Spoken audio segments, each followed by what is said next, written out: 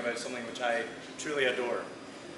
John's already told you what he loves about Scotch whisky, and I'm going to tell you a little bit about what I get passionate about when it comes to Scotch whisky. One of the first things I love about Scotch is how long it's been around for. Now, Scotch, as John said, it's been cool since forever. We actually started making Scotch back in Scotland in the late 1400s. 1494 is our first record of distilling in Scotland. And it was actually the monks who were doing that distilling. So perhaps when you take a vow of silence, you find fun things to do with your time. I don't know. But they were making Scotch whisky in the monasteries back then. Over the centuries, the Scotch industry grew and expanded. And a lot of the time it was farmers using little bits of barley they had left over to make a little bit of Scotch for themselves and to share and sell to their neighbours. That then gradually started to grow and eventually became the industry that we know and love today. Back then you could only really find Scotch in Scotland. Nowadays you can find Scotch in about 200 markets in the world. I'm very fortunate. I get to travel around the world with my job, talking about something I love. I've been to 76 countries now. You guys are my 76th, by the way, which is awesome. And I've yet to go to any country in the world and not walk into a bar and see Johnny Walker behind that bar. That makes me hugely proud. Scotland, if you look at a map of the world, is just a tiny, small country. We have a population of 5 million people. There's probably more people in Manila, yeah? Quite a lot more, I think, yeah? So we're a small, small nation, but it gives us so much pride that the whiskey we make, Scotch whisky, is loved all over the world. That makes us so proud. The other thing I love about Scotch is the range and diversity of flavour that you find with Scotch. I don't think any other type of whiskey offers that huge variety of flavour within its category. There are some great American whiskies out there, some lovely Japanese whiskies, but I think only Scotch really gives you that breadth of experience and flavour. From light, delicate, sweet whiskies from the lowlands, all the way through to the most powerful, smoky, intense Scotch whiskies from the island of Islay, and everything in between. And that's just looking at single malts. When you then look at blended Scotches, you have all of these aromas and flavours being brought together in perfect harmony. That's what gets me excited. That's something I think is truly beautiful. So that's what I love talking about. I also love the fact that with Scotch whisky you've got something which is a very natural liquid. When we're making all those huge diverse ranges of flavours of Scotch, we're only using 3 basic ingredients. We're using water, we're using barley, and we're using yeast. That's essentially it. We're not allowed to add some weird artificial flavourings to tweak that flavour. Those changes in flavour come from how we distill it, how we ferment it, how we mature it. They're all factors in creating great flavour. So we're using those same basic ingredients. You go to any single malt distillery anywhere in Scotland, they're starting with the same basic ingredients. It's how they work those ingredients through their process that makes every single one of those single malts unique and wonderful. One of the things we can do is add smoke to the barley, and that's where things get really interesting. Some of the distilleries on Islay, Colilla, Lagavulin for example, have very powerful smoky styles of Scotch. I'm actually from here going straight to Lagavulin on Thursday for World Whisky Day, which is on the 21st of this month, on Saturday. So it's a flying visit, unfortunately. I do hope I come back. But I'm going straight there to celebrate its 200th birthday. And that's what people are passionate about. It's not just how cool Scotch is, but it's that style with all the substance behind it. Scotch whisky's been around for a long time. We're doing the same thing now as we did 200 years ago, 400 years ago. We're doing it at a larger scale. We've got a bit of technology now to help us, but essentially we're doing exactly the same thing. And that's something that you walk around any distillery in Scotland, they'll be very proud to tell you. Now I mentioned some of the single malts that we make. I mentioned a couple of the smokier ones. Today we're actually going to start you guys off by tasting a slightly gentler, more mellow style. And we're actually going to start off with a singleton of Glenord. We're going to start with a 12-year-old. Now this one's really close to my heart. I actually live in Inverness, in the Highlands of Scotland. So Singleton of Glenord Distillery is about 15 kilometres from my house. So it's one I probably find myself visiting the most often.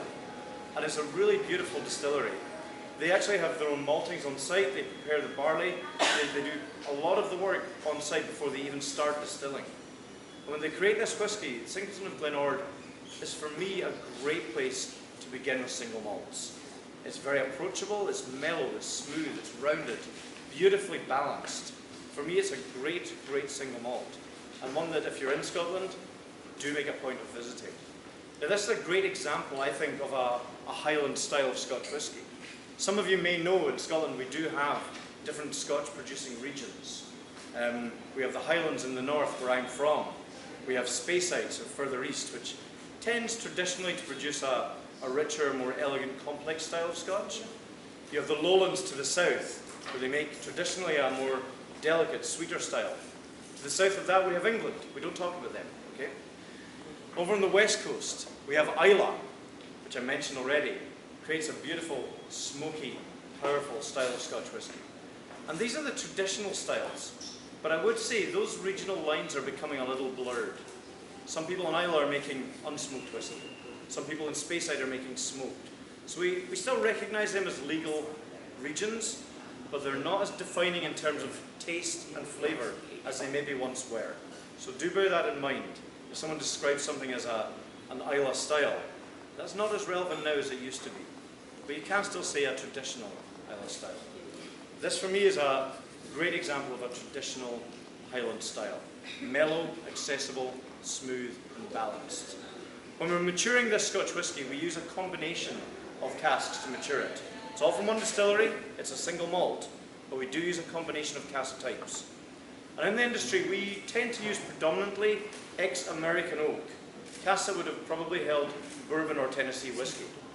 And when we mature in those cask types, we get a lot of that vanilla, almond sweetness that you would expect from that type of wood. We also use ex-European oak, Spanish red oak, Quercus robar. And this is a wood that gives a more rich, tannic, spicy, fruity flavour. So you can choose to mature in one of those types or the other. Or in the case of this whisky, we actually chose to mature in both types and bring them together. So this is a single malt, but there's actually lovely layers of craftsmanship and blending talent going into creating this single malt Scotch whisky. I think most of you have one in front of you now. So if you want to pick it up, I'm certainly going to. This is number 3 on your little sheet. Yeah, we're not going to start with the blends, we're going to start with the single malts. So if you want to pick up number 3, this is Singleton of Glenard 12-year-old. Just by looking at the colour, you can actually make some assumptions about it. You can assume that this has got some of that European red oak influence. When you smell it, that's certainly going to come through. You get that richness, you get that little bit of fruity notes going on there, but there's also a sweetness, there's a toffee caramel sweetness. If you're very, very thorough, you can just pick up on a little wisp of smoke in the background. It's so subtle, you can barely detect it. Similarly, when you taste it, you can barely taste that smoke, but it gives a little hint of dryness just on the side of the palate. It's very, very subtle, but it's there, and it's to be enjoyed. So if you pick up your Scotch, give it a quick smell. See if you agree with what I've just said. Maybe you don't, that's okay. One thing I should say is that nosing and tasting of Scotch whisky, it's a very personal journey. Everyone's life experiences are unique to them. That's the beauty of being a human being, okay? If I say this reminds me of a confectionery from when I was a child, or my garden when I was growing up, that might be very pertinent to me. It might mean nothing to you. Everyone's experiences are different, and when you smell something, it beautifully always triggers memories. It doesn't just trigger, this smells like that. This reminds me of something. So when you're nosing and tasting Scotch, do that. Don't just think, what does this smell like? Think, what does this remind me of? And you'll find that's much more emotive, it's much more evocative as well. And it helps you to really frame that flavour much better.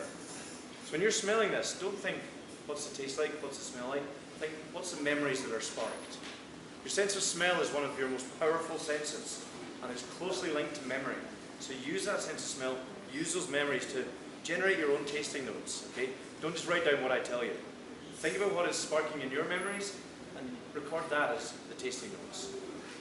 Give it a taste now. I think you've all had a little smell. Give it a taste. Cheers.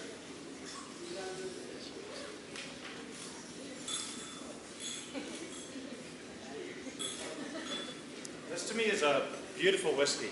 Very approachable. Sweet. It's got some sweetness, yeah. It's lovely, I think. Quite rich.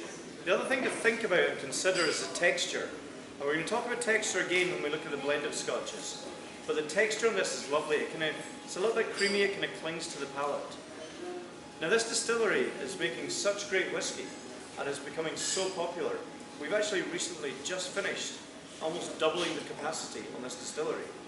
So it's actually, we've doubled it to produce more of this liquid because it's proving so popular. So thank you guys for enjoying it so much. It's great.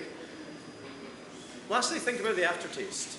That's something that a lot of people fail to consider. Do think about what lingers. Sometimes you'll find flavours become more prevalent. Other flavours will actually fade away quite quickly. A good whiskey will give you that whole journey from when you first pick it up and look at it to when you're getting those memories of flavour coming back and everything in between. And I think this does this very, very nicely. For me, I get a lovely little bit of that toffee caramel sweetness. Just remains, it kind of lingers beautifully and very, very slowly fades away. I think it's quite an enjoyable experience actually, tasting this one. Have a little sip of water, cleanse your palate. We're going to bring out the next whiskey. Okay? So the next whiskey we're going to look at is Singleton of Glenord's Signature. Let me tell you a little bit about that one while they're bringing it out. Singleton of Glenord's Signature is a whiskey which was created relatively recently, and it was created by one of our masters of whiskey. It's a lady called Maureen Robinson. Now Maureen I've known for many, many years. She's a wonderful lady. She's worked with our company for over 30 years, okay, as a blender. So think about that. Not many people these days will work in the same job, in the same role for 3 decades. That's really unusual. The reason she's done that, she loves what she does, and she's really good at it, okay? She's passionate about recreating flavours time upon time, but she's also hugely passionate about playing with flavour and developing new tastes. And when we asked her to create Singleton of Glenord's Signature, we said to her, free reign, you can use any casks you want from Singleton of Glenord. We want you to create an interesting whiskey with depth, with complexity, with great balance. So she actually decided to use quite a wide range of cask types to mature this Scotch whiskey, from a range of ages. So you're looking at something with a lot of complexity going on here. She started with some fresh American bourbon barrels. So these have held bourbon once, and then this liquid. And that gives you a lot of that vanilla that I mentioned earlier. So it's pulling a lot of that vanilla, lactones, vanillins out of the wood and adding some flavour and complexity to the whiskey. She also used refill casks from America. That has a similar effect in terms of flavour, but it's more subtle, it's gentler. So you're getting the same flavours being imparted, but they're mellower, they're more rounded. She also used what we call rejuvenated casks. Now that's maybe a term people aren't as familiar with. Have you guys heard of rejuvenated casks before? No? Okay, so this is something that we've done for a long time in the industry, but we've recently got very, very good and accurate at it. And to rejuvenate a cask is when you have a cask that's been used many, many times. It's kind of given all it can give to the Scotch. So at that point we have the choice to sell it on, chop it in half and use it as a plant pot perhaps, or we can rejuvenate it. And to rejuvenate it we shave the interior, and then that exposes a new layer of oak to us, which we can rechar. So it gives it a new lease of life. But it doesn't just reset the clock to 0. It actually allows some nice spicy notes to come through into the Scotch whisky. So by using these rejuvenated casks, we get beautiful spiciness coming through in the liquid as well. So that's some of the casks she's using from the American oak side. But she's also using a range of casks from the European oak side. This is a very complex but very approachable liquid. So from the European oak side, she's using fresh casks. They've held sherry once, and then this liquid. That gives you a big boost of rich berry fruits. Almost, if you guys have had like Christmas cake, you know that fruit cake? You get a lot of that coming through. There's also refill casks from Europe as well. So again, similar flavours, but more rounded and more subtle. So you've got a lot of different wood types playing together here. And she's brought these all together expertly in Singleton of Glenord's Signature. And the reason we call it Singleton of Glenord's Signature is because the bottle has her signature right on the front. She was really proud of this liquid, really proud. It took her years to develop. So she actually signed the front of the bottle to say, I've made this, I'm very proud of it. So you guys hopefully should all have a glass of this in front of you now. I'd love you to pick up that glass and give it a quick smell. So you might notice the colour is fairly similar. The aroma is a little bit different though, I think. For me, I still get a lot of that beautiful fruitiness, but there's a little bit of spice, a touch of tannins, a little hint of oak. For me, I also get a little bit of nuttiness coming through, like almonds and Brazil nuts, that kind of little subtle nuttiness coming through. Do you guys agree? Or are you thinking I'm crazy? Yeah? Well, whiskey makes you crazy. Well, not if you drink it responsibly. Have a taste. And when you taste it, a lot of those aromas I described should come through as well. So give it a taste now. And when you taste it, it's quite good to move it around your mouth. Don't just swallow it straight back. Move it around, let it coat your palate. You've got taste buds all over your mouth. Let them all access the flavours, and then swallow it. See what you think. This one, again, you get a little bit more, I would say, of the dryness just at the side of the palate, but then that lovely caramel toffee sweetness comes through. So it actually kind of changes in the mouth. And again, I think that's testament to the complexity and depth of character with this liquid. What do you guys think? Do you like this one? Yeah? I think it's beautiful. I think Maureen did herself very proud when she created this one. Okay, so that is one of our single malts, one of our best-selling single malts, which I absolutely adore. But we do so much more at Diageo than just single malt scotches. Ultimately, we're a blending company. We own 28 single malt distilleries. Okay, 28, by far more than any other company in the industry. And the reason we own them is for two reasons. One is to make great single malts, of course. But two is because we also own some of the best-selling blended scotches in the world, Johnny Walker being one of them. And to make a great blended Scotch whisky, you need a range of single malt Scotch whiskies and single grain whiskies. That's why we have so many single malt distilleries, because it gives us that huge diversity of flavour that I mentioned earlier. And a good blend will bring together all of those flavour points from all over Scotland. So it'll bring together some of the light, delicate notes from the lowlands, some of those richer, more elegant, fruity notes maybe from Speyside, some of the quite interesting, quite unusual notes from the Highlands, and of course, the West Coast and Islay, those smokiness. A good blend will bring them all together in perfect harmony. The Johnny Walker, I think, is a very good blend and does that very, very well. The Walker story is something that, again, as an industry, we're very proud of. Johnny Walker, or John Walker, I should say, set up the Walker's business back in 1820. He was only 15 years old at the time. Think back, guys, what were you doing when you were 15 years old? Don't tell me that. Probably nothing as impressive as setting up a global Scotch brand. I certainly was not, okay? I know I wasn't doing that at 15. I was playing on a BMX probably. He set up a global Scotch whisky brand. He began very small, very humble beginnings. He started in a small grocery store. He actually started blending teas to create complex flavours he could replicate time and time again for consistency. And eventually started playing around with Scotch whiskies and blending them and making something that he could be very proud of. Proud enough to put his name on it, John Walker and Sons. He wasn't just making a great liquid, he was making a great liquid which was consistent time and time again. Back then, single malts would vary from one week to the next. Sometimes they'd be amazing, sometimes terrible. John Walker wanted to create something that consistently tasted the same and tasted great. And he created his blended scotches based on that ethos. The business grew. His sons took over and their grandsons took over. And it grew and grew. And as I mentioned earlier, you now find Johnny Walker in pretty much every country in the world. I'll be very disappointed the day I go to a country and don't find it. It hasn't happened yet. Okay? So the first one of these two expressions of Johnny Walker we're going to look at is Johnny Walker Black Label. And that is our 12-year-old blended Scotch whisky. And something I should clarify, a lot of people think that when they see a Scotch whisky with a number on the bottle, like 12 years old, a lot of people think that's the average age of the contents, or maybe everything in the bottle is 12 years old. That's not the case. Under Scottish law, if you're going to put an age on a bottle of Scotch, that is the age of the youngest ingredient in the mixture. Okay?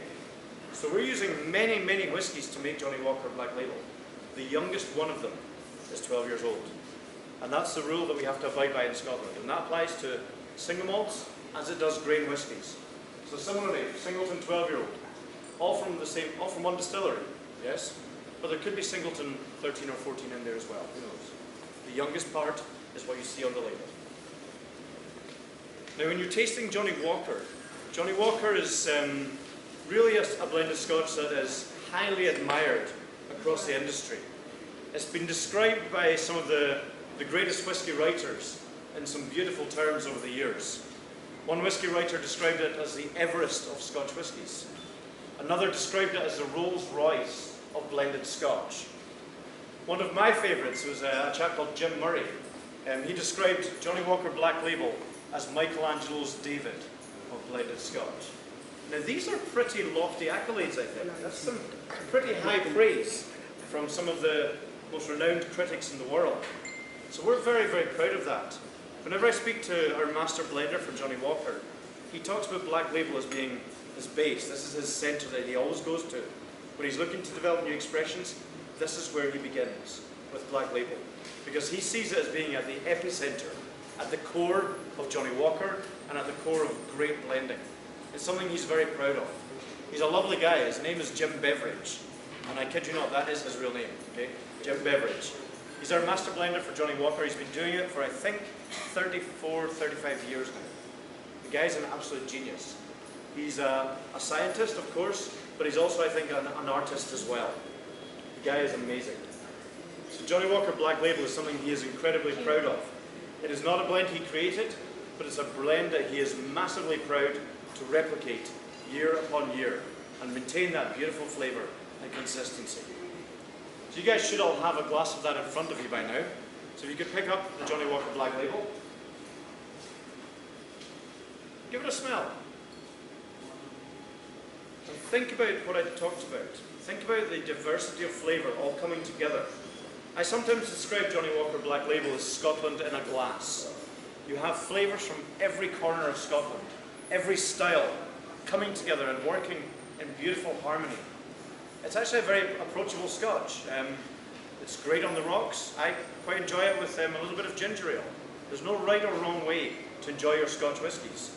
Try it with some soda and lots of ice. Try it with some ginger ale. You might be surprised. It's a beautiful style of drink. We have, as I say, all four corners of Scotland working in perfect harmony to create something which I think is greater than the sum of its parts. If you think of single malts and blended Scotches, if you think of a violin concerto or a solo violinist versus a concerto or a symphony orchestra, one isn't better than the other. They're just different styles. So with a single malt, you're hearing that one flavour from one specific place, and that's beautiful. It's great to do that. But to have all of these flavours coming together and working in harmony, I think is also a really beautiful thing. So give it a smell. You'll pick up on some of the things I mentioned. You'll definitely get that fruitiness, the richness. You should get that signature smoke. The Walker range is renowned for having that smoky element. I discovered today, actually, apparently Filipinos quite enjoy a little bit of smokiness to their food, yeah? So, yeah, it's awesome, by the way, very cool. So, I imagine you guys will quite enjoy this flavour. That lovely smokiness, it just shines through. It's one of the core flavours of Johnnie Walker. It's what we're known for. It's what we do and what we do well. Give it a taste.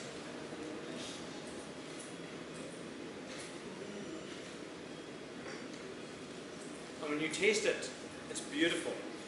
It's got richness, it's got subtle intensity, it's got that beautiful smoke on the sides of the palate, and it's got a really lovely lingering aftertaste. This one does hang around for a little bit of time. I don't think that's a bad thing though, I think that's a beautiful thing. It's a reminder of what you just enjoyed. I would ask you to take a sip of water now, because the last whiskey we're going to look at is Johnnie Walker Gold Label Reserve. Okay? And this is something that we launched relatively recently, certainly in the past few years. And Johnnie Walker Gold Label Reserve is something which Jim Beveridge got very excited about creating. Because one thing that Jim loves to do is to really celebrate the skill of his team. If you look at Jim's team, he's got a group of people working for him, blending our Scotch whiskies. I think there's 7 or 8 of them at the moment. And between them all, they have over 200 years of experience. So these guys are absolutely amazing. They are, as I mentioned, they're artists and scientists. They're hugely talented. So Jim wanted something that celebrated the art of what they do. So Johnnie Walker Gold Label Reserve was really created as a celebration of the art of blending. Now when you nose and taste this, you'll notice something quite different with it. It still has the signature smoke, but it's got a lovely rounded richness to it, a mellowness. And remember I mentioned texture before. You really want to consider the texture here. There's a beautiful, creamy, waxy, smooth texture to this. And the way they actually achieve this is by using one specific single malt at the heart of this blend. That's a single malt called Clynelish. It's made in the far north of Scotland and is renowned and respected massively by the blending community for what it adds to a blended Scotch. It's great on its own, but in a blend, it gives richness, it gives creaminess, it changes the mouthfeel, it changes the texture and dynamic of the liquid. So when you pick up your Johnnie Walker Gold Label Reserve and give it a smell, you're going to get that smoke, but there's a lovely mellow honey sweetness that just shines through beautifully, I think. Give it a taste. And when you taste this, do think about how it feels in the mouth, not just the flavour, but the texture. Think about how it coats the palate. It almost clings to the side of the mouth. It's got a lovely texture, very cloying, and that lingers for a long, long time. I think it's something that's truly beautiful. I think it's amazing that our blenders are not only able to make great smelling, tasting scotches, but also whiskies which feel different in the mouth as well. That's true talent. And remember, they're doing all of this from 3 basic ingredients. That, to me, is something beautiful. That is one of the reasons why I absolutely love Scotch. Now, ladies and gentlemen, hopefully you enjoyed tasting some of our single malts. Hopefully you enjoyed trying a couple of our blended Scotches. I'm sure some of you, hopefully most of you, have tried Black Label before, but hopefully it was interesting to just kind of talk through a little bit of the story behind it. What we're going to do now is actually bring out some food pairings. We're actually going to pair each Scotch whisky with a different dish. And some of them the food is going to kind of match exactly the flavours that are going on. Some of them is going to complement a little bit. We'll take you through the journey with us, and hopefully you enjoy the pairings. I'm sure some of you might have a favourite. I'd love to have a chat with you afterwards and see which one that was. But if you give us a few minutes, we're going to get the food in front of you, and then myself and the chef from the restaurant are going to pop up and tell you a little bit about it. But for now, thank you very much for your attention. Cheers.